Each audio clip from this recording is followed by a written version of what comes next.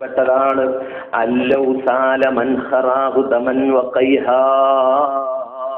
ഭർത്താവിന്റെ മൂക്കിൽ നിന്ന് രക്തവും ചലവും ഒലിച്ചുകൊണ്ടിരിക്കുകയാണ് എന്ന് നീ വിചാരിക്കുക. എന്നിട്ടോ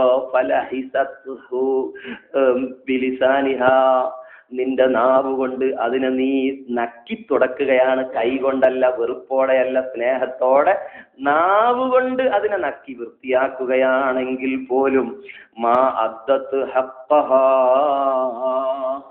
ആ പെണ്ണ് ആ ഭർത്താവിന്റെ ഹക്കിനെ വീട്ടിയവളാവുകയില്ല മോളെ. അത്രയും വലിയ കടമകൾ ഭാര്യ ഭർത്താവിന് ചെയ്യേണ്ടതുണ്ട്.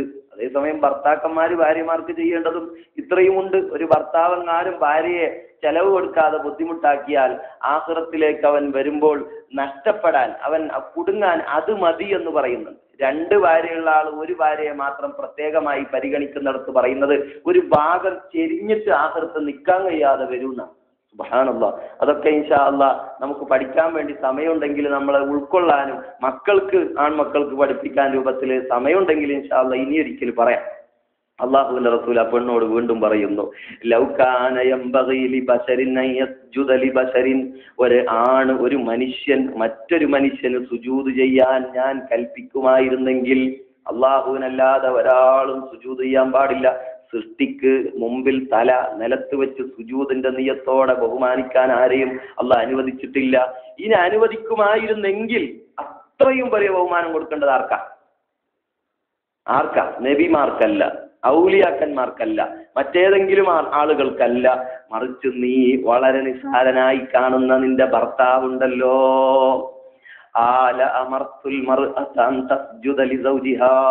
ഞാൻ പെണ്ണിനോട് കൽപ്പിക്കുമായിരുന്നു ഭർത്താവിന് സുജൂദ് ചെയ്യാൻ. ഇദാ ദഖലഹു അലൈഹ, ആ ഭർത്താവ് അവളുടെ അടുത്തേക്ക് കടന്നു വരുമ്പോൾ പോയി സുജൂദ് ചെയ്യാൻ. എന്താ, ഭർത്താവ് എവിടെ പോയിട്ട് ഇങ്ങനെ വരികയാണ്. അപ്പൊ ഇവള് ഉള്ളിലെന്തോ ഭയങ്കരമായ ജോലിയിൽ ഇങ്ങനെ ഏർപ്പെട്ടിരിക്കും. അപ്പൊ പുറത്തുനിന്ന് പറയുന്നു, ഉപ്പ വന്നു ഉമ്മ, മകൻ വിളിച്ചു പറയാം. അപ്പൊ വേഗം തലയും മുടിയൊക്കെ ശരിയാക്കി കൈയെല്ലാം ഒന്ന് തുടച്ച് വൃത്തിയാക്കി വാതിൽക്കൽ പോയിട്ട് അല്ലാ എന്ന് പറഞ്ഞൊരു സുജൂദ്. ഒന്ന് ഓർത്തു നോക്കിയേ. അത്ര കണ്ട് വലിയ ഗൗരവമുള്ള കടമയാണ് ഭാര്യ ഭർത്താവിനോട് ചെയ്യേണ്ടത് എന്ന് ചുരുക്കം അള്ളാഹുവിന്റെ റസൂൽ അതിലൂടെ അറിയിച്ചത് അതാണ്. അല്ലാതെ സുജൂദ് ചെയ്യണം എന്നല്ല.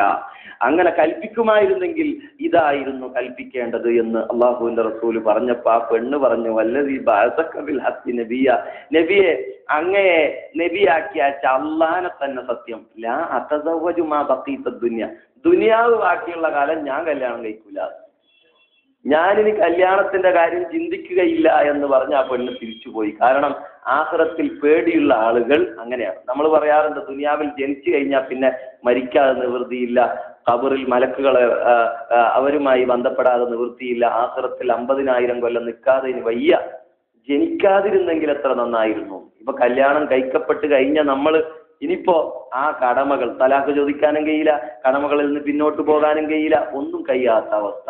അപ്പൊ ഈ കാര്യങ്ങളെ പഠിച്ച് ചെയ്ത് ആഖിറത്തിൽ ഉന്നതമായ പദവി നേടുന്നതിന് നമുക്ക് കഴിയണം. ഒരു ഭർത്താവിന് രോഗം ബാധിച്ച കഥയാണ് ആദ്യം റസൂലുള്ള പറഞ്ഞത്. മൂക്കിലൂടെ ചലവും രക്തവും വരണമെങ്കിൽ ഭയങ്കര രോഗം വേണം, തലച്ചോറന്നെ ചീഞ്ഞു പോകുന്ന രോഗം വേണം, അള്ളാഹു കാക്കട്ടെ. അങ്ങനെ വലിയ രോഗം ഒരു മാപ്പിളക്ക് വന്നാൽ, ഒരു ഭർത്താവിന് വന്നാൽ നമ്മളെ മുഖവും മോറൊക്കെ എങ്ങനെ ഉണ്ടാവും? നമ്മളെ അവസ്ഥ എന്തായിരിക്കും? പിന്നെ എങ്ങനെയെങ്കിലും ഒന്ന് ഈ ഭണ്ഡാരത്തിനുള്ള കെട്ടിയെടുത്ത് കൊണ്ടുപോയാൽ വേണ്ടില്ലായിരുന്നു, ദുആക്കാൻ വേണ്ടി പൈസ തരിക, ഭർത്താവ് ഒന്ന് മരിച്ചു കിട്ടിയാൽ വേണ്ടില്ല, തിരുമത്തെടുത്ത് മടുത്തു. പിന്നെ കുറെ കഴിയുമ്പോൾ സ്നേഹം പോയി, വാക്കിനൊക്കെ വ്യത്യാസം വന്ന് എങ്ങനെയെങ്കിലും ഈ ഭർത്താവ് ഒന്ന് മരിച്ചു കിട്ടിയാൽ വേണ്ടില്ലായിരുന്നു എന്ന അവസ്ഥയിലേക്ക് എത്തുമെങ്കിൽ അവിടെയും നമുക്ക് പാഠമുണ്ട്. ബഹുമാനപ്പെട്ട അയ്യൂബ് നബി അലൈഹിസ്സലാത്തു വസ്സലാം രോഗത്തിന്റെ വിഷയം പറയുമ്പോൾ അയ്യൂബ് അലൈഹിസ്സലാത്തു വസ്സലാമിനെ മറക്കാൻ കഴിയില്ല. ലോകത്ത് അമ്പിയാക്കൾക്കാണ് ഏറ്റവും വലിയ രോഗങ്ങൾ, പരീക്ഷണങ്ങൾ, വിഷമങ്ങൾ, ആരോപണങ്ങൾ ഒക്കെ കേൾക്കേണ്ടി വന്നത്, സഹിക്കേണ്ടി വന്നത് അമ്പിയാക്കളാണ്. ഈമാൻ എത്രയുണ്ടോ അത്രയും ബുദ്ധിമുട്ട് ദുനിയാവിൽ നേരിടേണ്ടി വരും. ആളുകളുടെ എതിർപ്പ് കൂടും. ഈമാൻ ഉള്ളതനുസരിച്ച് അള്ളാഹ് അവരെ അളക്കും. അതാണ് അതിന്റെ യാഥാർത്ഥ്യം. അങ്ങനെ അയ്യൂബ് നബി അലൈഹിസ്സലാത്തു വസ്സലാമിന് അള്ളാഹ് കൊടുത്ത പരീക്ഷണം, ബഹുമാനപ്പെട്ട പരിശുദ്ധ ഖുർആനിൽ അയ്യൂബ് നബി അലൈഹിസ്സലാത്തു വസ്സലാമിന്റെ കഥ സ്വാദ് സൂറത്തിൽ പറയുന്നുണ്ട്. ആ വിഷയം കൂടുതൽ പറയേണ്ടതല്ല. ആ ഭർത്താവിനോടുള്ള കടമ പറയുന്നിടത്ത് ഇത് ചിന്തിക്കൽ നല്ലതാണ്. ഉള്ള ഭർത്താവിന്റെ മഹത്വം നമ്മൾ മനസ്സിലാക്കാൻ. ഭർത്താവില്ലാത്ത എത്രയോ ആളുകളുണ്ട്.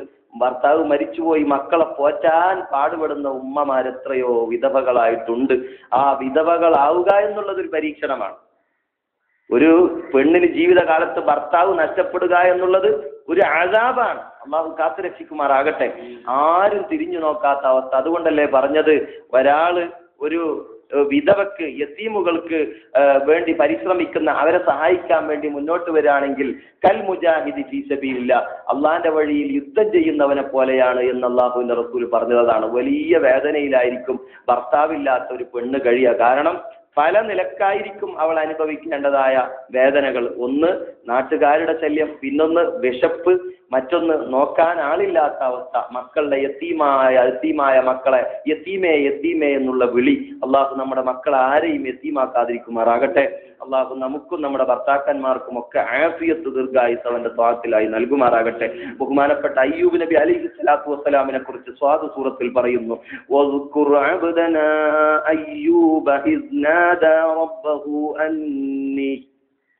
أني مسني الشيطان بنصب وعذاب. അയ്യൂബ് നബി അലൈഹി സ്വലാത്തു വസ്സലാം 18 കൊല്ലം രോഗത്തിൽ കിടന്നു. അവസാനം സഹിച്ച് ദുആ ചെയ്യുന്ന ആ രംഗമാണ് പറഞ്ഞത്. ഏകദേശം 18 വർഷം രോഗത്തിൽ കിടന്നു. തഫ്സീറിന്റെ കിതാബിൽ കാണാം, അദ്ദേഹത്തിന് ഒരു ചർമ്മരോഗമായിരുന്നു. പല അഭിപ്രായമുണ്ട്. ഹൃദയത്തിന്റെ വാരിയലിന്റെ അകത്തൊരു വേദനയായിരുന്നു എന്നും അഭിപ്രായമുണ്ട്. റാസി പോലുള്ള തഫ്സീറിന്റെ കിതാബുകളിൽ കാണാം, ഇബ്തലാഹുല്ലാഹു ഫീ നഫ്സിഹി വ അഹ്ലിഹി വ മാലിഹി, അദ്ദേഹത്തിന് ശരീരത്തിൽ രോഗം വന്നു. എന്നിട്ട് ഫലാ യബ്ഖ മഗ്റസ ഇബ്റത്തിൻ സലീമൻ, ഒരു സൂചി കുത്തുന്ന അത്ര സ്ഥലം പോലും രോഗമില്ലാതെ ശരീരത്തിൽ ബാക്കിയില്ല. ശരീരത്തിന്റെ ചർമ്മത്തിൽ മുഴുവനും രോഗമാണ്. ഒരു സൂചി കുത്തുന്ന അത്രയും സ്ഥലം പോലും രോഗമില്ലാതെ ബാക്കിയില്ല. എന്നിട്ടോ തന്റെ മക്കൾ, ഒരുപാട് ആൺമക്കൾ ഉണ്ടായിരുന്നു, അവർ മരിച്ചുപോയി. പിന്നെ തന്റെ കുടുംബക്കാരിൽ മുസീബത്ത്, അവരൊക്കെ അകന്നു എന്ന് പറഞ്ഞാൽ ബഈദൻ ഖരീബൻ, എല്ലാവരും അകന്നു. അടുത്ത കുടുംബക്കാര്, ദൂരമുള്ള കുടുംബക്കാര്, കൂട്ടുകാര് എന്ന് വേണ്ട, തന്നിൽ വിശ്വസിച്ചവർ വരെ സംശയിക്കാൻ തുടങ്ങി. ഒരു നബി ആയിരുന്നെങ്കിൽ ഇങ്ങനെ ജനങ്ങൾ എതിരാകുന്ന ഒരു രോഗം വരുമോ, ജനങ്ങൾ വെറുക്കുന്ന ഒരു രോഗം വരുമോ, നബിയാണെന്ന് ഇയാൾ പറയുന്നത് ശരിയല്ല എന്ന് പറഞ്ഞ് പലരും പിറകോട്ട് പോയി. ഇതൊക്കെ സഹിച്ചുകൊണ്ട് നിൽക്കുമ്പോ ഒരാൾ മാത്രം അയ്യൂബ് നബി അലൈഹി സ്വലാത്തു വസ്സലാമിനെ വിട്ടില്ല. അതാരാണ്? സുബ്ഹാനല്ലാഹ്. വലം യബ്ഖ മിന ദുനിയ, ദുനിയാവിൽ നിന്ന് ഒരൊറ്റ കുട്ടി ബാക്കിയില്ല. സിവ സൗജത്തിഹി, അയ്യൂബ് നബി അലൈഹി സ്വലാത്തു വസ്സലാമിന്റെ ഭാര്യ 18 വർഷം ഭാര്യ ഖിദ്മത്തെടുത്തു. ആർക്ക്? അയ്യൂബ് നബി അലൈഹി സ്വലാത്തു വസ്സലാമിന്. അത് കിതാബിൽ കാണാം, തഫ്സീറിന്റെ കിതാബിൽ കാണാം, ബഹുമാനപ്പെട്ട അയ്യൂബ് നബി അലൈഹി സ്വലാത്തു വസ്സലാമിന്റെ ഭാര്യ ജോലിക്ക് പോകും. അള്ളാഹുവിനെ റസൂലിനെ സ്നേഹിക്കുന്ന പെണ്ണാണ്. മാത്രല്ല കാനത്ത് കൂലിക്ക് വേണ്ടി മറ്റു വീട്ടിൽ പോയി ജോലി ചെയ്യും. ഭർത്താവ് കിടത്തത്തിലാണ്, ഭർത്താവിന് ചോറ് കൊടുക്കാൻ വേണ്ടി വേറെ വീട്ടിൽ പോയി ശമ്പളത്തിന് ജോലി ചെയ്യും. എന്നിട്ട് ഭർത്താവിന് ഭക്ഷണം കൊടുക്കും. ഏകദേശം 18 കൊല്ലം ഭർത്താവിനെ നോക്കി നടക്കുമ്പോൾ, കുളിക്കാൻ കൊണ്ടുപോകുമ്പോൾ, പുറത്തു പോകാൻ കൊണ്ടുപോകുമ്പോൾ അവളുടെ ചുമലിൽ വെച്ചിട്ടാണ് ഭർത്താവിനെ കുട്ടിയെ ചുമക്കുന്നത് പോലെ ചുമന്നു കൊണ്ടുപോകുന്നത്. സുബ്ഹാനല്ലാഹ്. ഫറഫലഹു ഖരീബുഹു വ ബഈദുഹു സിവാ സൗജത്തിഹി. തഫ്സീറിന്റെ ആ ഇബാറത്ത് നേരെ വായിക്കുകയാണ് ഞാൻ. ദൂരെയുള്ള കുടുംബക്കാരും അടുത്തുള്ള കുടുംബക്കാരും ഒക്കെ ബഹുമാനപ്പെട്ട അയ്യൂബ് നബി അലൈഹി സ്വലാമിനെ വിട്ടുപോയി. സിവാ സൗജത്തിഹി, അദ്ദേഹത്തിന്റെ ഭാര്യ ഒഴികെ. ഫഇന്നഹാ ലാ തുഫാരിഖുഹു, ഭർത്താവ് എന്ന ആ വലിയ സ്ഥാനത്തെ മാനിച്ച് അവൾ വിട്ടുപോയില്ല. സ്വബാഹൻ, രാവിലെയോ വലാ മസാൻ, വൈകുന്നേരമോ വിട്ടു നിൽക്കാതെ 24 മണിക്കൂറും കൂടെ നിന്നു, ജോലിക്ക് പോകുന്ന സമയം ഒഴിച്ച്. അങ്ങനെ ഒരു ദിവസം ബഹുമാനപ്പെട്ട അയ്യൂബ് നബി അലൈഹി സ്വലാത്തു വസ്സലാമിന്റെ ഭാര്യക്ക് എവിടെയും ജോലി കിട്ടിയില്ല. അന്നത്തെ ഭക്ഷണം കൊടുത്തില്ല. തന്റെ വയറ് വിശക്കുന്നതിനേക്കാൾ നബിയായ അള്ളാഹുവിന്റെ ശ്രേഷ്ഠരായ സൃഷ്ടിയാണെന്ന് എനിക്ക് ഉറപ്പുണ്ട്. ആ നബിയായ തന്റെ ഭർത്താവിന് ഭക്ഷണം കിട്ടണം. എന്ത് ചെയ്തു? അതാ കാനത്തിലഹീറത്തൻ, അവൾക്ക് നീളമുള്ള ഒരു മുടി ഉണ്ടായി. പെണ്ണുങ്ങളാവുമ്പോൾ വലിയ ചന്തമുള്ള മുടി ഉണ്ടാവും. തൽക്കാലം തന്റെ ഭർത്താവിന് ഭക്ഷണം കൊടുക്കാൻ ഇത് മുറിച്ച് വിറ്റ് അതിന് കിട്ടുന്ന ഭക്ഷണം കാശ് കൊണ്ട് ഭക്ഷണം മേടിക്കാം. അങ്ങനെ അത് വിറ്റു. എന്തിന്? ഭർത്താവിന് അന്ന് കൊടുക്കേണ്ട ഒരു പത്തിരിക്ക് വേണ്ടി, ഒരു പത്തിരി വാങ്ങാൻ, ഒരു നേരത്തെ അപ്പം വാങ്ങാൻ അന്ന് മുടി വിറ്റ് ആ കാശ് കൊണ്ടുവന്ന് കൊടുത്തപ്പോൾ അയ്യൂബ് നബി അലൈഹിസ്സലാത്തു വസ്സലാമിന് കൽബിനൊന്നും പറ്റിയിട്ടില്ല. കൽബിന് ഒരു രോഗവും അമ്പിയാക്കളുടേത് വരൂല. ഉഖ്റവിയായ ആലിമീങ്ങൾക്കും എത്ര വയസ്സായാലും അത്തും വിത്തായി കൽബിനുള്ള കലല് വരൂല. എപ്പോഴും മരിക്കുന്നവരെ അവർ നല്ല ബോധത്തിലുണ്ടാവും. അങ്ങനെ അള്ളാഹുവിനെ ഓർമ്മിച്ച് അള്ളാഹുവിനെ ദിക്ർ ചെല്ലുന്ന ഹൃദയം നമുക്ക് മരണം വരെ നൽകുമാറാകട്ടെ. നമ്മൾ ആരെയും മാനസികമായി അള്ളാഹു തകർക്കാതിരിക്കുമാറാകട്ടെ. മനസ്സിന് നല്ല ശക്തിയായിരുന്നു ആർക്ക്? അയ്യൂബ് നബി അലൈഹി സ്വലാമിന്. ദുആ ചെയ്തില്ല. അയ്യൂബ് നബി ഒറ്റ ദുആ ചെയ്താൽ മതിയായിരുന്നു. 18 കൊല്ലം അദ്ദേഹം ദുആ ചെയ്തില്ല. ഇത് അള്ളാഹുവിന്റെ പരീക്ഷണമാണ്. റബ്ബേ അൽഹംദുലില്ലാ അൽഹംദുലില്ലാ അൽഹംദുലില്ലാ, അള്ളാഹുവിനെ സ്തുതിച്ചുകൊണ്ട് മുന്നോട്ട് പോയി. അങ്ങനെ നോക്കുമ്പോ തന്റെ ഭാര്യയുടെ മുടി ആടുന്നത് കാണുന്നില്ല. എവിടെ പോയടി നിന്റെ മുടി? പ്രിയപ്പെട്ടവരെ, ഞാൻ നിങ്ങൾക്ക് ഭക്ഷണത്തിന് വേണ്ടി മുറിച്ചു വിറ്റു. അപ്പൊ പറഞ്ഞു, ഈ ഷഫാനി അല്ല, എനിക്കെങ്ങാനും ഇവിടെ നിന്ന് എണീക്കാനുള്ള ആഫിയത്ത് അല്ല തന്നാൽ നിന്റെ 100 അടി അടിക്കും. 18 കൊല്ലം സിദ്മത്തെടുത്ത ഭാര്യയോടാ പറയുന്നത്, ഞാൻ ഇവിടെ നിന്ന് എണീക്കാൻ വേണ്ടി എന്റെ കൈയൊന്ന് ഉയർത്താൻ കഴിഞ്ഞിരുന്നെങ്കിൽ ഞാൻ ആ ഒരു 100 അടി തരുന്നു. ഒറ്റടി തരുന്നല്ല. നമ്മളിങ്ങനെ ദേഷ്യത്തോടൊന്ന് നോക്കിയാൽ മതി. ഈ പണ്ടാരത്തിനെ നോക്കിയാലും പോരാ, എന്റെ കുറ്റം പറയലോ, എന്നെ അടിക്കണമല്ലോ. അടിക്കാൻ പാ, എണീക്കേയില്ല നിങ്ങൾ ഈ കിടക്കയില്ലെന്ന് എന്ന് നമ്മൾ വായ കൊണ്ട് പറഞ്ഞില്ലെങ്കിൽ ചുരുങ്ങിയത് മനസ്സുകൊണ്ടെങ്കിലും വിചാരിക്കൂലേ? സുബ്ഹാനല്ലാഹ്, അല്ലാഹ് തൗഫീക്ക് കൊടുക്കുന്നത് അങ്ങനെയാണ്. അള്ളാഹുവിന്റെ അമ്പിയാക്കളുടെ സ്വാലിഹീങ്ങളുടെ ഔലിയാക്കളുടെ ഭാര്യമാര് സ്വർഗത്തിലും ഭർത്താക്കന്മാരായി ഭർത്താക്കന്മാരായി ജീവിക്കാൻ തൗഫീക്ക് കിട്ടിയാൽ അങ്ങനെയാണ്.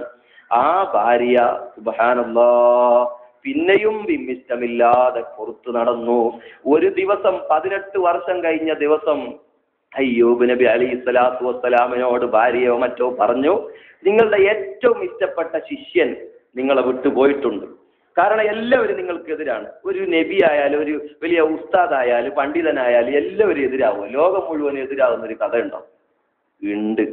അങ്ങനെ ഉണ്ട് എന്ന് മനസ്സിലാക്കാൻ പറ്റാത്ത ഒരു ശിഷ്യൻ നിങ്ങളെ വിട്ടു പോയിട്ടുണ്ട് നബിയെ, അയ്യൂബ് നബിയെ. എല്ലാവരും നിങ്ങൾക്ക് എതിരായിട്ടുണ്ട്. അവസാനം നിങ്ങളെ ശിഷ്യനും പോയിട്ടുണ്ട്.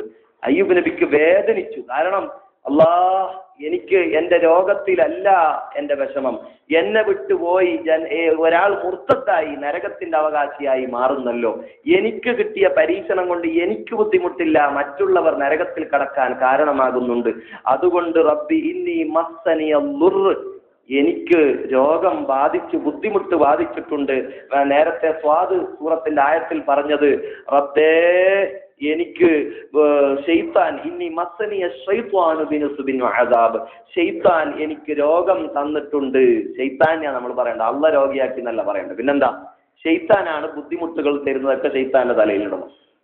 അവനതിനുള്ള പ്രവേശനമുണ്ട്. അതുകൊണ്ടല്ലേ നമ്മൾ ഈ മൊഹീദ്ദീൻ ഷെയ്ഖിന്റെ മേൽ ദിക്ർ കഴിക്കുന്നത്? മൊഹീദ്ദീൻ ഷെയ്ഖ് ഹാളിറായി നമ്മുടെ വീട്ടിൽ ഉള്ള ശൈത്താനെ ഓടിക്കണമെന്ന് നമ്മൾ ചിന്തിക്കുന്നത്. കഴിഞ്ഞ ആഴ്ച പറഞ്ഞതുകൊണ്ട് സൂചിപ്പിച്ചതുകൊണ്ട് വിഷയത്തിലേക്ക് കടക്കുന്നില്ല. ആ ഔലിയാക്കളുടെ മാസമാണിത്. ഔലിയാക്കളിൽ നിന്നുള്ള അർവാഹുകൾ നമ്മുടെ വീട്ടിലേക്ക് വരണം. കുത്തുബിയത്ത് കഴിച്ച് നമ്മൾ വിളിക്കുന്നത് 1000 വട്ടം വിളിച്ചാൽ ഒരു ഷെയ്ഖ് വരും എന്ന് ഉറപ്പുണ്ട്. ഒരു വട്ടം വിളിച്ചാൽ തന്നെ വരുന്ന മഹാന്മാർ 1000 വട്ടം വിളിച്ചാൽ അവർ വേദനിച്ച് വേഗമെത്തും. വന്നാൽ അവിടെയുള്ള ശൈത്താനുകൾ ഓടിപ്പോകും. രോഗമുണ്ടാക്കുന്നത് ശൈത്താനാണ് എന്നൊക്കെ നമ്മൾ കഴിഞ്ഞ പ്രാവശ്യം പറഞ്ഞിട്ടുണ്ട്. ബഹുമാനപ്പെട്ടവർ പറയുന്നത് അതാണ്. ശൈത്താൻ എനിക്ക് ബാധിപ്പിച്ചിട്ടുണ്ട്, വരുത്തിയിട്ടുണ്ട്. ബിനുസുബിൻ, ബുദ്ധിമുട്ട്, വഅദാബ്, ശിക്ഷ വരുത്തിയിട്ടുണ്ട്. അതുകൊണ്ട് റബ്ബേ രോഗം മാറ്റണേ. ദുആ ചെയ്ത ആ ദിവസം തന്നെ ബഹുമാനപ്പെട്ടവർക്ക് അല്ലാഹു സുഖമാക്കി കൊടുത്തു. ബഹുമാനപ്പെട്ട മഹദി അവരെ പുറത്തിരിക്കാൻ വേണ്ടി കൊണ്ടുപോയി. കുളിക്കാനും അതുപോലെ കക്കൂസ് പോകാനും ഒക്കെ പണ്ടത്തെ പോലെ ഇപ്പോഴത്തെ പോലെ കക്കൂസ് ഇല്ലാത്ത സ്ഥലമാണ്. വെളിയിൽ പോകാൻ അവരൊരു തുറന്ന സ്ഥലത്തേക്ക് കൊണ്ടുപോയി. ഒരു മരത്തിന്റെ അപ്പുറത്ത് മാറി നിന്നു. പരിശുദ്ധ ഖുർആനിൽ പറയുന്നുണ്ട്. അങ്ങനെ ആ ദുആ കഴിഞ്ഞതിന്റെ ശേഷം അയ്യൂബ് നബി അലൈഹിസ്സലാം കുളിക്കാൻ പോയപ്പോൾ അള്ളാഹുവിന്റെ മലക്ക് വന്നിട്ട് പറഞ്ഞു, ഉർക്കുൽ ബിരിജിലിക, കാലുകൊണ്ട് ഭൂമിയിലേക്ക് അടിക്ക്, ഹാദാ മുഗ്തസൽ, അപ്പൊ ഭൂമിയിൽ നിന്ന് വെള്ളം ഇങ്ങനെ വരുന്നുണ്ട്, അതുകൊണ്ട് നിങ്ങൾക്ക് കുളിക്കാം. എന്നിട്ടോ വശറാബ്, വേറൊരു കാലുകൊണ്ട് ഒരു തട്ട് കൂടി കൊടുക്കണം, കുടിക്കാനുള്ള വെള്ളം കിട്ടും. അപ്പൊ രോഗം സുഖപ്പെടാൻ വെള്ളം കുടിക്കലുണ്ട്. കഴിഞ്ഞ പ്രാവശ്യം നിങ്ങൾ ചൊല്ലിയതായ സലാത്തിന്റെ മന്ത്രിച്ചത് നിങ്ങൾക്ക് കിട്ടിയിട്ടുണ്ടോ എന്നറിയില്ല. കിട്ടിയിട്ടുണ്ടെങ്കിൽ ഇല്ലെങ്കിൽ അതിന്റെ കുറച്ച് അവിടെ ഉണ്ട്. ഇൻഷാ അല്ലാഹ് അതിന് കുറച്ച് മധുരങ്ങൾ ചേർത്തിയിട്ട് ഞാനിപ്പോ പള്ളിയിൽ പോകുന്ന സമയത്ത് നിങ്ങൾക്ക് കുടിക്കാൻ തരും. അത് വെറും സർബത്തല്ല, നിങ്ങൾ ചൊല്ലിയ കോടി സലാത്ത് മന്ത്രിച്ച വെള്ളത്തിന്റെ അംശവും അതിലുണ്ട്. അതിന് പുറമേ ബഹുമാനപ്പെട്ട നബി സല്ലല്ലാഹു അലൈഹി വസല്ലം തങ്ങളുടെ ഷഹർ മുബാറക്ക് മുക്കിയ വെള്ളം ഞാൻ കൊണ്ടുവന്ന കുപ്പിയിൽ നിന്ന് കുറച്ച് മാത്രം, എല്ലാം തരാൻ നമുക്ക് കഴിയില്ല. എൻ്റെ ഉമ്മ കൊടുക്കണം, എൻ്റെ മക്കൾക്ക് കൊടുക്കണം, ഭാര്യയ്ക്ക് കൊടുക്കണം. അതുകൊണ്ട് കുറച്ച് ഈ നമ്മുടെ ക്ലാസ്സുമായി ബന്ധപ്പെടുന്ന ഉമ്മമാർക്ക് കൂടി അതിൽ ഇത്തിച്ചിട്ടുണ്ട്.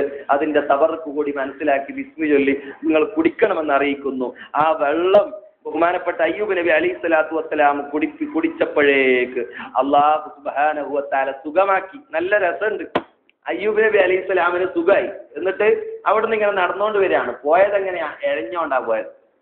തിരിച്ച് നല്ല എഴുന്നേറ്റ് നല്ല പച്ച മനുഷ്യനായി, വെളുത്ത മനുഷ്യനായി തിരിച്ചു വരാം. അപ്പൊ ഭാര്യ അവിടെ കാത്തുക്കാണ്. ആ നബിയായ, ഇബ്തിലാഹ് ചെയ്യപ്പെട്ട, പരീക്ഷിക്കപ്പെട്ട രോഗമായ നബിയെ ഇവിടെ എവിടെയെങ്കിലും കണ്ടോ നിങ്ങൾ? അയ്യൂബ് നബിയെ ഇപ്പൊ ഇവിടെ കുളിക്കാൻ പോയ ആളെ നിങ്ങൾ കണ്ടോ? വരുന്ന കാണുന്നില്ലല്ലോ. വല്ലാഹി അന, വല്ലാഹി ഹുവ അന, ഞാനാണ് ആ അയ്യൂബ്. സുബ്ഹാനല്ലാഹ്, നിങ്ങൾക്ക് അല്ലാഹു സുഖമാക്കിയോ?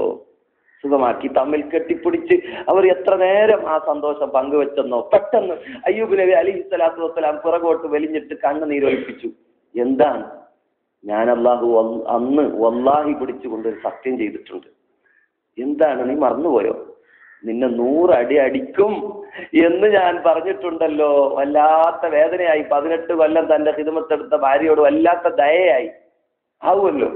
എന്ത് ചെയ്യും? അള്ളാഹു പരിശുദ്ധ ഖുർആനിൽ ആ സംഭവം പറയുന്നുണ്ട്. അയ്യൂബ് നബിയെ ഖുദ് ബിയദിക ലേസൻ, ഒരു പുല്ലിന്റെ ഒരു കറ്റ, ഒരു കെട്ടെന്നെ നിങ്ങൾ കൈ പിടിക്കണം. അപ്പൊ പുല്ലിൽ എത്ര പുല്ലുണ്ടാവും? ഏകദേശം ഒരു 100 പുല്ലുണ്ടാകുന്ന 300 മാച്ചിയൊക്കെ നമ്മൾ മാച്ചില് ഒക്കെ കിട്ടുന്ന സമയത്ത് ഒരു 100 കോലങ്ങൾ അതിലുണ്ടാവുമല്ലോ. അതുപോലെ ഒരു പുല്ലിന്റെ കറ്റ കയ്യിൽ പിടിച്ചിട്ട് അതുകൊണ്ട് നിങ്ങൾ ഫളിരിബിഹി, ഖുർആനാണ്, നിങ്ങൾ അതുകൊണ്ട് അടിക്കണം. വലാ തഹനസ്, ചെയ്ത സത്യത്തെ നിങ്ങൾ ലംഘിക്കണ്ട. അങ്ങനെ തച്ചിട്ട് തൽക്കാലം നിങ്ങൾക്കായിട്ടൊരു വിധിയാണ്, നമുക്ക് എല്ലാവർക്കും ഉള്ളതല്ല. അള്ളാഹു അങ്ങനെ ഒരു വിടുതി കൊടുക്കുകയാണ്. എന്നിട്ട് അള്ളാഹു അദ്ദേഹത്തെ കുറിച്ച് പറഞ്ഞത്, അമ്പിയാക്കൾ ഔലിയാക്കളെ കുറിച്ച് അള്ളാഹു അത് പറയുകയാണ്. ഇന്നാ വജദ്നാഹു സ്വാബിറാ, അയ്യൂബ് നബിയെ വളരെ ക്ഷമയുള്ള വ്യക്തിയായിട്ടാണ് നമ്മൾ എത്തിച്ചത്. ആരാ പറയുന്നത്? ഒരു മനുഷ്യരല്ല, അള്ളാഹു ആണ് ഒരു മനുഷ്യനെ കുറിച്ച്, ഒരു സൃഷ്ടിയെക്കുറിച്ച് വിലയിരുത്തുന്നത്. നിഅമൽ അബ്ദു ഇന്നഹു അവ്വാബ്, അയ്യൂബ് എത്ര നല്ല ആളാ. അള്ളാഹ് പറയാണ് എത്ര നല്ല മനുഷ്യൻ. നമ്മൾ ചില ആളെ കുറിച്ച് നല്ല ആളെന്ന് പറഞ്ഞാൽ അത് വെറുതെ ആപേക്ഷികമായിരിക്കും, അയാളെ മുമ്പിലോ അല്ലെങ്കിൽ എന്തെങ്കിലും ലാഭത്തിന് വേണ്ടിയായിരിക്കും. അള്ളാഹ് പറയാണ് അതൊന്ന് പറഞ്ഞു കിട്ടണം നമ്മളെ കുറിച്ച്. അള്ളാഹ് പറയാണ് അയ്യൂബ് നബി എന്ന അള്ളാഹിന്റെ അടിമയായ റസൂലായ നബിയായ അയ്യൂബ് അലൈഹിസ്സലാമിനെ കുറിച്ച്. നിഅമൽ അബ്ദ്, അയ്യൂബ് നബി എന്ത് നല്ല ആളാ. 18 കൊല്ലം അയാളെ പരീക്ഷിച്ചിട്ടും ഒരു വാക്ക് പോലും എനിക്കെതിരെ പറയാത്ത, ഒരു അള്ളാഹിനെയും റസൂലിനെയും വെറുപ്പിക്കുന്ന ഒരു വാക്ക് പറയാത്ത അയ്യൂബ് എത്ര നല്ല ആളാണ്. അതിന്റെ കൂടെ ഭാര്യയെയും അള്ളാഹ് ചേർത്തിട്ട് ഭാര്യയ്ക്കുള്ള ശിക്ഷ കുറച്ചതായും അവിടെ പറയുന്നുവെങ്കിൽ അയ്യൂബ് നബി അലൈഹി സ്വലാത്തു വസ്സലാമിന്റെ കഥ പോലെ ആ ചരിത്രത്തിന്റെ പുനരാഖ്യാനമായി, ആവർത്തനമായി ഒരു വലിയ ചരിത്ര വനിതയായി നമ്മൾ ഓരോരുത്തരും മാറുന്നതിന് ഈ ക്ലാസ് ഉപകരിക്കുമാറാകട്ടെ. അല്ലാഹു സുബ്ഹാനഹു വ തആല ഈ ക്ലാസ് നമ്മിൽ നിന്ന് ഉപകരിക്കുന്നതായി അംഗീകരിക്കുമാറാകട്ടെ എന്ന് പറഞ്ഞുകൊണ്ട് വിഷയം ഞാൻ ചുരുക്കുകയാണ്. ഒരു പെണ്ണ് ഏകദേശം ചെയ്യേണ്ട ഒരു 4 കടമകൾ ഞാൻ അവിടെ എഴുതിയിട്ടുണ്ട്. ഭാര്യ ഭർത്താക്കൾ തമ്മിൽ ചെയ്യേണ്ട ഹദീസുകളൊക്കെ വായിച്ചാൽ ഒരുപാട് പറയേണ്ടി വരും. അതുകൊണ്ട് ആ കടമകൾ, 4 കടമകൾ ഒന്നായിട്ട് ഞാൻ പറയാണ്. അത് നമ്മൾ ഉൾക്കൊള്ളാൻ പറ്റിയ രൂപത്തിൽ നമ്പർ ഇട്ട് ഞാൻ എഴുതിയിട്ടുണ്ട്. അത് ഇൻഷാ അല്ലാഹ് ചെറിയ സമയത്തിൽ വിശദീകരിച്ച് ഈ ക്ലാസ് ഇവിടെ അവസാനിപ്പിക്കുകയാണ്. ബഹുമാനപ്പെട്ട നബി സല്ലല്ലാഹു അലൈഹി വസല്ലം തങ്ങൾ പറഞ്ഞത് നമ്മുടെ ഉപകാരത്തിനാണ്. അല്ലാതെ ഭർത്താവിന് എന്തുകൊണ്ട് ഇത്ര വലിയ സ്ഥാനം എന്ന് പറഞ്ഞ് ആരും കൊടിപിടിക്കേണ്ടതോ ഏതെങ്കിലും ഭർത്താക്കന്മാരെ വെറുപ്പിക്കുന്ന കുടുംബശ്രീ പോലുള്ള ക്ലാസുകളിലുള്ള ഭർത്താക്കന്മാരെ വിട്ടുപിരിഞ്ഞ് അവർക്കെതിരെ വാളെടുത്ത പെണ്ണുങ്ങളുടേതായ പുരുഷ വിരോധത്തിന്റെ ആ മനസ്സിലേക്ക് കടത്തിവിടുന്ന ആ വിഷലിപ്തങ്ങളായ വാക്കുകളെ നമ്മൾ ഒരിക്കലും നമ്മെ സ്വാധീനിക്കരുത്. ആ വാക്കുകളിലൂടെ നമ്മൾ നരകത്തിലേക്കാണ് ചെല്ലുന്നത്.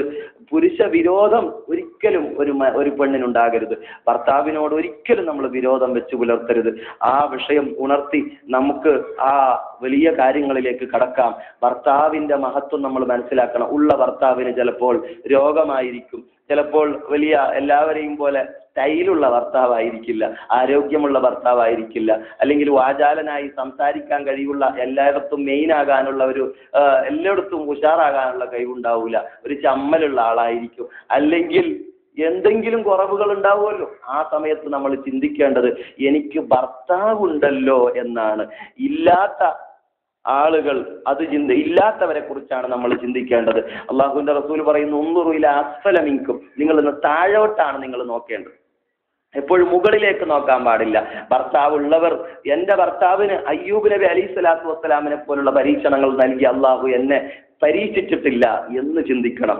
അതുപോലെ തന്നെ ഭർത്താവ് രോഗിയാണെങ്കിൽ ഭർത്താവില്ലാതെ വിധവകളായവരുടെ, ഒരു അത്താണിയില്ലാതെ ഒറ്റപ്പെട്ട ആളുകളുടെ കാര്യം ചിന്തിക്കണം. എന്നാലാണ് അള്ളാഹുവിന്റെ നിഅമത്ത് നമുക്ക് മനസ്സിലാക്കാൻ കഴിയുക. നമ്മളെപ്പോഴും പുളിങ്കൊമ്പിലേക്ക് മാത്രം നോക്കി നിൽക്കുന്നവരാണെങ്കിൽ ഒരിക്കൽ പോലും ഭർത്താവിനെ അനുസരിക്കാനോ അള്ളാഹുവിന് അൽഹംദുലില്ലാ പറയാനോ കഴിയുകയില്ല. അതുകൊണ്ട് നമുക്കെത്തിയ മുസീബത്തിനെ നാം ആദ്യം മനസ്സിലാക്കണം. അള്ളാഹു നമുക്ക് തന്നത് മുസീബത്തുള്ള ഭർത്താവാണ്, അതുപോലെ ജോലിയില്ലാത്ത ഭർത്താവാണ്, അല്ലെങ്കിൽ പണം കുറഞ്ഞ ഭർത്താവാണ് എങ്കിൽ അതൊരു ഗുണമായിട്ട് കരുതണം. അള്ളാഹുവിന്റെ റസൂൽ പറയുന്നു, കിത്മാനുൽ അർബഈ മിൻ കുനൂസിൽ ജന്ന, സ്വർഗത്തിന്റെ നിധിയാണ് 4 കാര്യങ്ങളെ മറച്ചു വെക്കുക എന്നുള്ളത്. ഒന്ന് കിത്മാനുൽ മുസീബ, ഒരുത്തന് മുസീബത്ത് എത്തിയാൽ ആ മുസീബത്തിനെ മറച്ചു വെക്കാനുള്ള മനസ്സ് നമുക്കുണ്ടാകണം. ആ മുസീബത്ത് എപ്പോഴും പറഞ്ഞു നടക്കാൻ പാടില്ല, ആ മുസീബത്തിനെ എപ്പോഴും മനസ്സിലിട്ട് വേദനിക്കാൻ പാടില്ല, അള്ളാഹുവിൽ ഏൽപ്പിക്കുക. ഇതുകൊണ്ട് എനിക്ക് വലിയ ഉപകാരമാണ് എന്ന് ചിന്തിക്കണം. ചിലപ്പോൾ വീട്ടിലെല്ലാവർക്കും രോഗമായിരിക്കും, അപ്പൊ ടെൻഷനായിട്ട് ആകെ വീഴും. അപ്പോഴൊക്കെ നമ്മൾ ചിന്തിക്കേണ്ടത്, ഞാൻ ഭർത്താവിനോട് ചെയ്യേണ്ട കടമകളെ പാലിക്കാത്തതിന്റെ പേരിലാണോ ഈ മുസീബത്ത് വന്നത് എന്ന് ചിന്തിക്കണം. അത് ഞാൻ വെറുതെ പറയല്ല, വിഷയത്തോടനുബന്ധിച്ച് ഞാൻ ഉണ്ടാക്കിയതല്ല. ഒരിക്കൽ നബി സല്ലല്ലാഹു അലൈഹി വസല്ലം തങ്ങൾ പറഞ്ഞിട്ടുണ്ട്, ശ്രദ്ധിക്കേണ്ട വിഷയമാണ് ഈ പറയുന്നത്. വൈദാ റഅയ്ത ഫീ ഖൗമിൻ ത്വാഊന, ഏതെങ്കിലും ഒരു നാട്ടില് ഒരുപാട് പനി പിടിക്കുകയാണ്, വല്ലാത്ത രോഗം, ഇങ്ങനെ എല്ലായിടത്തും ഒരു പ്രത്യേകമായ രോഗം. എൻഡോസൾഫാനൊക്കെ ഒരു കാരണമുണ്ട് നോക്കാം, ഇത് കാരണമില്ലാതെ പല രോഗമാണ്, മനുഷ്യൻ മരിക്കുന്നുണ്ട്, അത് ഉറപ്പാണ്. എത്രയോ പനി പല പേരിൽ വരുന്നുണ്ട്, പേരെന്താണെന്ന് മാത്രമേ ഡോക്ടർമാർക്ക് ചർച്ചയുള്ളൂ. മരിക്കുന്നു എന്നുള്ള കാര്യവും അതിന്റെ കണക്കും റിപ്പോർട്ടും ഒക്കെ സത്യമാണ്, അതിൽ സംശയമില്ല. പേരിലേ ചർച്ചയുള്ളൂ ഡോക്ടർമാർക്ക്. അതെന്തുകൊണ്ട്? ആ സമയത്ത് അങ്ങനെയുള്ള രോഗങ്ങൾ കണ്ടാൽ നിങ്ങൾ മനസ്സിലാക്കണം, ഫഅലമു അന്നഹു ഖദ് ഫശാ ഫീഹിമുസ് സിന, അന്നാട്ടിൽ സിന അധികരിച്ചിട്ടുണ്ട്, പെണ്ണുങ്ങൾ മോശമാകുന്നത് അധികരിച്ചിട്ടുണ്ട് എന്ന് നിങ്ങൾ ഉറപ്പിക്കണം. ഒരു നാട്ടിൽ പെണ്ണുങ്ങൾ വഴികേടിലായിട്ടുണ്ടെങ്കിൽ അന്നാട്ടിൽ ത്വാഴൂന് വരും, അതുപോലെ വിഷമങ്ങൾ വരും. ഞങ്ങൾ കാരണമാണോ ഈ വിഷമങ്ങൾ വരുന്നത് എന്ന് ഓരോ പെണ്ണും ചിന്തിക്കണം. ഇത് നിങ്ങളെ വിഷമിപ്പിക്കാൻ വേണ്ടി പറയല്ല, നമുക്ക് രക്ഷപ്പെടാനുള്ള വഴിയായിട്ടാണ് ഞാൻ ഇത് പറയുന്നത്.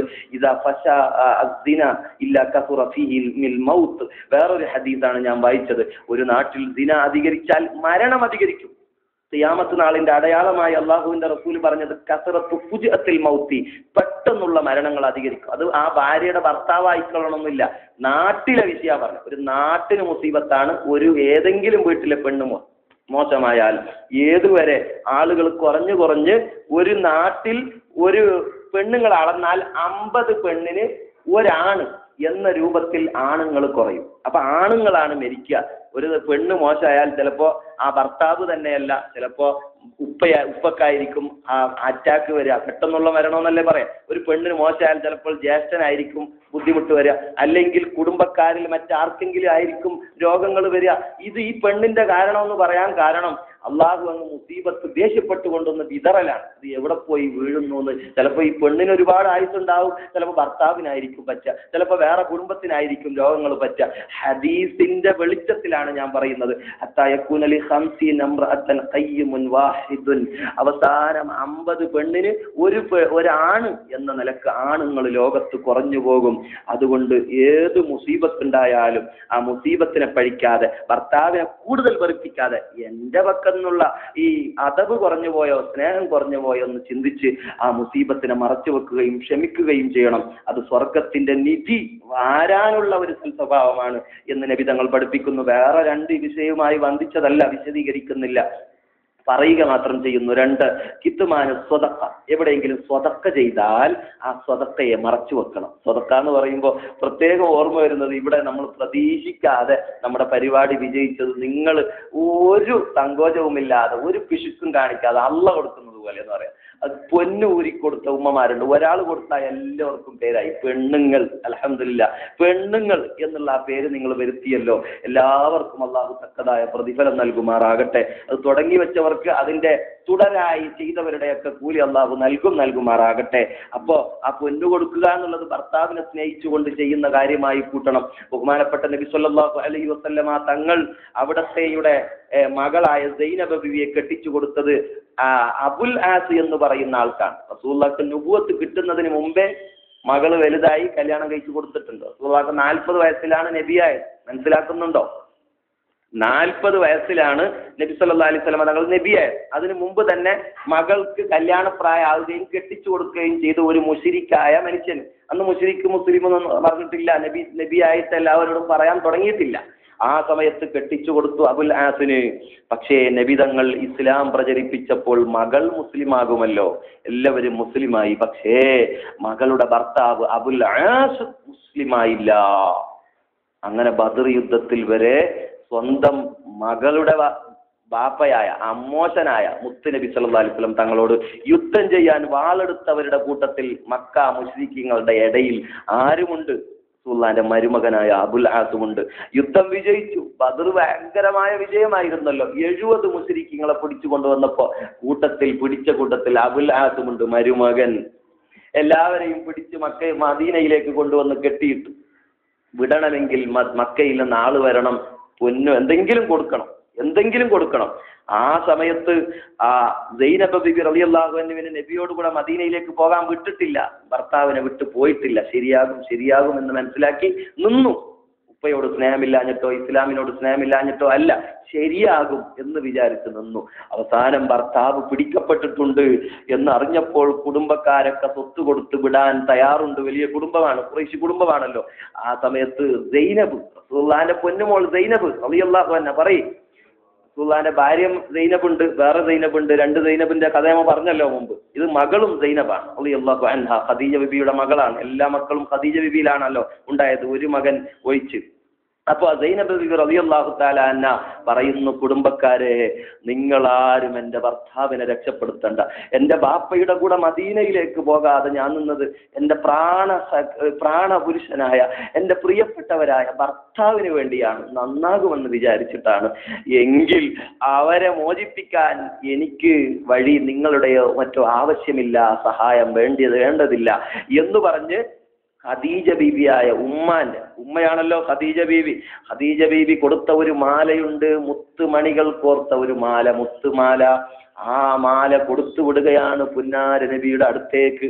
അള്ളാഹുവിന്റെ റസൂലിനെ വളരെയധികം സ്നേഹിച്ച ഭാര്യമാർ, ആ ഭാര്യമാരെ അത്ര തന്നെ അള്ളാഹിന്റെ റസൂലും സ്നേഹിച്ചെങ്കിൽ ഖദീജ ബീബിയോടുള്ള സ്നേഹത്തെ അള്ളാഹുവിന്റെ റസൂൽ എടുത്തു പറയാറുണ്ടായിരുന്നു.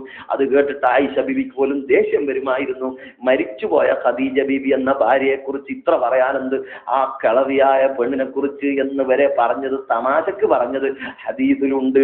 അത്രക്ക് സ്നേഹമുള്ള ഖദീജാന്റെ മാലയുമായി സൈനബ് കൊടുത്തുവിട്ട ആ മനുഷ്യൻ വന്ന് മാല കൊടുത്തപ്പോൾ ഭർത്താവിനെ രക്ഷപ്പെടുത്താനായി കൊടുത്തുവിട്ടതാണ് മാല. ഖദീജയുടെ മാലയാണ്. ആ മാല പുന്നാര നബിന്റെ കണ്ണിന്റെ മുമ്പിൽ ഇങ്ങനെ ഉയർത്തിക്കാട്ടിയപ്പോ ഖദീജ ബീബിയുടെ ഓർമ്മ വന്നിട്ട് കണ്ണുനീരൊലിപ്പിക്കുകയാണ്. അത് കണ്ട് സ്വഹാബികളും കരയുകയാണ്. അബുൽ ആസിനെ മോചിപ്പിക്കാൻ മകൾ കൊടുത്തുവിട്ടതായ മോചന ദ്രവ്യം, മോചിപ്പിക്കാനുള്ളതായ മോചിപ്പിക്കാനുള്ളതായ ഫൈന്, ആ മാല കയ്യിൽ പിടിച്ചിട്ട് അള്ളാന്റെ ഹബീബ് കരയുമ്പോ സഹാബികൾക്ക് മനസ്സിലായി ഇത് ഖദീജ ഉമ്മയുടെ മാലയാണ്. ഖദീജ ഖദീജ എന്ന് പറയുന്ന അള്ളാന്റെ റസൂലിന്റെ ചുണ്ട് നോക്കിയിട്ട് ആ സഹാബികൾ നിലവിളിക്കുമ്പോ കണ്ണുനീരൊലിപ്പിക്കുമ്പോ റസൂൽ പറഞ്ഞു, നിങ്ങൾക്ക് സമ്മതമാണെങ്കിൽ റസൂൽ എഴുന്നേറ്റ് നിന്ന് പറയുന്നു, ഈ മാലയെ ബൈത്തുൽ മാലിലേക്ക്, പൊതു ഫണ്ടിലേക്ക് പോകാൻ എനിക്ക് ആഗ്രഹമില്ല. ഇത് എന്റെ മകൾക്ക് തിരിച്ചു കൊടുക്കണമെന്ന് എനിക്ക് ആഗ്രഹമുണ്ട്. അതിന്റെ കൂടെ ഈ നിങ്ങൾക്ക് ആഗ്രഹമുണ്ടെങ്കിൽ ഇതിനെ ബൈത്തുൽ മാലിലേക്ക് ഇടാം, നിങ്ങൾക്ക് സമ്മതമാണെങ്കിൽ തിരിച്ചു കൊടുത്ത് അബുൽ ആസിനെ വിടാം. നബിയെ, നിങ്ങൾ ഞങ്ങളോട് സമ്മതം ചോദിക്കുകയോ? ഞങ്ങൾക്ക് പൂർണ്ണ സമ്മതമാണ്. അങ്ങനെ മകൾ കൊടുത്തുവിട്ട മാലയെയും മകളുടെ ഭർത്താവായ അബുൽ ആസയും മക്കയിലേക്ക് അയച്ചു. പിന്നീട് കുറെ സംഭവങ്ങളുണ്ട്. അബുൽ ആസ് പിന്നീട് റളിയല്ലാഹു അൻഹു ആകാൻ അത് കാരണമായിട്ടുണ്ട്. ഭാര്യയെ കെട്ടിപ്പിടിച്ച് പറഞ്ഞു, ഉപ്പാന്റെ കൂടെ പോയില്ല ഭർത്താവിന് വേണ്ടി. അത് ചെയ്യാൻ പാടുണ്ടോ ഇല്ലേ? അത് അള്ളാന്റെ റസൂൽ നേരത്തെ പറഞ്ഞതാണ്. പിന്നീട് മുസ്ലിം ആകുമെന്ന് അള്ളാന്റെ റസൂൽ അറിയുമല്ലോ, നമുക്കത് പറയാൻ കഴിയില്ല. അള്ളാഹും റസൂലുമാണ് ആദ്യം, അത് കഴിഞ്ഞിട്ടാണ് ഭർത്താവ്. എങ്കിലും ഇയാൾ മനസ്സിലാക്കുന്നത് അള്ളാന്റെ റസൂലിന്റെ ഹിക്മത്താണത്. നീ ഉപ്പയെ വിട്ടു, ഉപ്പയെയും കുടുംബത്തെയും ഒക്കെ ഉപേക്ഷിച്ച് എന്റെ കൂടെ നിന്നല്ലോ മോളെ, അതുകൊണ്ട് നിനക്ക് വേണ്ടി ഞാൻ മുസ്ലിം ആകുന്നു എന്ന് പറഞ്ഞ് ആദ്യം ഭാര്യയെ അയച്ചു. അത് പോകുന്ന സമയത്ത് അബുൽ ആസ് അറിയാതെ ശത്രുക്കൾ ഗർഭിണിയായ സൈനബ ബീവിയുടെ വയറ്റിലേക്ക് കുന്തം കൊണ്ട് കുത്തിയ കഥ ഞാൻ മുമ്പ് പറഞ്ഞിട്ടുണ്ടോ എന്ന് ഓർമ്മയില്ല. ആ കുത്തിലാണ് പിന്നീട് മദീനയിലേക്ക് എത്തിയതിന്റെ ശേഷം സൈനബ ബീവി വഫാത്തായത്. ഭർത്താവ് വന്നിട്ട് കണ്ടുമുട്ടിയതിന്റെ ശേഷമാണ് വഫാത്തായത്. അപ്പോ ആ നിലക്ക് സ്വതക്ക കൊടുക്കാറുണ്ട് എന്നാണ് പറഞ്ഞത്. ഭർത്താവിന്റെ സംരക്ഷണത്തിന് വേണ്ടി, ജോലിക്ക് വേണ്ടി, അങ്ങനെ മക്കളുടെ സുഖക്കേട് മാറാൻ, നല്ല ജീവിതം കിട്ടാൻ, നല്ല ഈമാനോടെ മരിക്കാൻ ഒക്കെ നിയത്ത് ചെയ്ത് പെണ്ണുങ്ങൾ ഇവിടെ മാല കൊടുത്തത് ഞാൻ ഓർക്കുകയാണ്. അത് മറച്ചു വെക്കണം, പാടി നടക്കരുത്. അങ്ങനെ സ്വതക്ക കൊടുത്തതിനെ മറച്ചു വെച്ചാൽ സ്വർഗത്തിൽ വലിയ നിധി കിട്ടും. 3 കിത്തുമാനിൽ ഫാഖത്തി, തിന്നാനും കുടിക്കാനും ഇല്ലാത്ത ദാരിദ്ര്യം അത് അമ്പിയാക്കളുടെ വസ്ഫാണ്. അമ്പിയാക്കളുടെ വീടുകളിൽ ദാരിദ്ര്യമാണ്. അതുണ്ടെങ്കിൽ ബർക്കത്ത്, അള്ളാഹു നമ്മളെ നോക്കിയെന്നാണ് അർത്ഥം. കാരണം അള്ളാഹ് എന്ന് പറയുന്ന വീടായിരിക്കും, അത് ഉറപ്പാണ്. അതിനെ മറച്ചു വെക്കണം. ജനങ്ങളോടൊക്കെ തന്റെ ഫാഖത്ത്, തന്റെ ദാരിദ്ര്യത്തെക്കുറിച്ച്, കഷ്ടപ്പാടിനെ കുറിച്ച് പറയാതിരുന്നാൽ സ്വർഗത്തിൽ നിധി വാരാം. കിത്തുമാനുൽ വജഇ, മറ്റൊന്ന് വേദന മറച്ചു വെക്കുക. അത് നമുക്കൊന്നും അറിയാത്ത കാര്യമാണ്. ഒരു തലവേദന വന്നാൽ തന്നെ ആരോടെങ്കിലും പറയാം. ഒന്നുമില്ലെങ്കിൽ ഒന്ന് കൈ ഇങ്ങനെ വെച്ചിട്ട് കാണിക്കണം, ഒന്ന് ജനങ്ങൾ മനസ്സിലാക്കട്ടെ, ആരെങ്കിലും ഒന്ന് അറിയട്ടെ. വേദന മറച്ച് കടിച്ചു പിടിക്കുന്നത് കഴിവിന്റെ പരമാവധി. ചെറിയ വേദനകൾ വേണമെങ്കിൽ ഡോക്ടറെ കാണിക്കുക, അത് മറച്ചു വെക്കുന്നതിനെതിരല്ല. എല്ലാവരോടും പാടുക. കണ്ടവരോടൊക്കെ അറിയോ എനിക്ക് രോഗമാണ്, വിളിച്ചവരോടൊക്കെ പറയാം എനിക്ക് രോഗമാണ്. ഇങ്ങനെ പറഞ്ഞുകൊണ്ടിരിക്കുന്നത് ഒരു നല്ല സ്വഭാവമല്ല. കിത്തുമാനിൽ വജഇ, വേദന മറച്ചു വെക്കുക എന്നുള്ളത് അത് അള്ളാഹുവിന്റെ അടുക്കൽ വലിയ സ്ഥാനം കിട്ടുന്നതായ സ്വഭാവമാണ് എന്ന് അള്ളാഹു സുബ്ഹാനഹു വ തആല നബി സല്ലല്ലാഹു അലൈഹി വസല്ലം തങ്ങൾ മുഖേന നമുക്ക് പഠിപ്പിക്കുകയാണ്. അതുകൊണ്ട് ഭർത്താവിന്റെ ഈ കാര്യത്തിൽ നമ്മൾ ക്ഷമിച്ചുകൊണ്ട് ഈ പറയാൻ പോകുന്ന 4 കടമകളെ നമ്മൾ പാലിക്കണം. ഇൻഷാ അല്ലാഹ് 4ഉം കൂടെ ബാങ്കിന് ശേഷം പറയാമെന്ന് വിചാരിക്കുന്നു. വളരെ ചുരുക്കത്തിൽ നമ്മൾ ഇൻഷാ അല്ലാഹ് പറയും. എല്ലാവരും ശ്രദ്ധിക്കുന്നുണ്ടല്ലോ, ആരും അറിഞ്ഞിട്ടില്ലല്ലോ. അപ്പോ ഭർത്താവുള്ളവർ ഇല്ലാത്ത അവസ്ഥ ചിന്തിക്കുക. മുസീബത്ത് ഉള്ള ആളുകൾ, അയ്യൂബ് നബിയുടെ അത്രയും ഇല്ലല്ലോ. ദുസ്വഭാവമുള്ള ഭർത്താവാണെങ്കിലോ, ബഹുമാനപ്പെട്ട ആസിയ ബീബി റളിയല്ലാഹു തആല അൻഹയെ ഓർക്കുക. ആ കടമ പറയുന്നതിന് മുമ്പ് ബാങ്കിന്റെ സമയം അഡ്ജസ്റ്റ് ചെയ്യാലോ. ബഹുമാനപ്പെട്ട ആസിയ ബീബി റളിയല്ലാഹു അൻഹയുടെ കഥ പ്രസിദ്ധമാണ്. ലറബല്ലാഹു മസലൽ ലല്ലദീന ആമനു ഇംറഅത ഫിർഔൻ, പരിശുദ്ധ ഖുർആനിൽ പറയുന്നു. മുഅ്മിനീങ്ങളായ വനിതകൾക്ക് ചിന്തിക്കാൻ 2 പെണ്ണുങ്ങളെ നമ്മൾ ഖുർആനിൽ പേരെടുത്തിട്ടില്ലെങ്കിലും ഉദാഹരണമായിട്ട് പറയുന്നു. ഒന്ന് ഫിർഔനിന്റെ ഭാര്യ, അത്രേ പറഞ്ഞിട്ടുള്ളൂ. അതാര് എന്ന് തഫ്സീറിൽ പറയുന്നുണ്ട്, ആസിയ ബീബി റളിയല്ലാഹു തആല അൻഹ എന്ന്. സത്യം.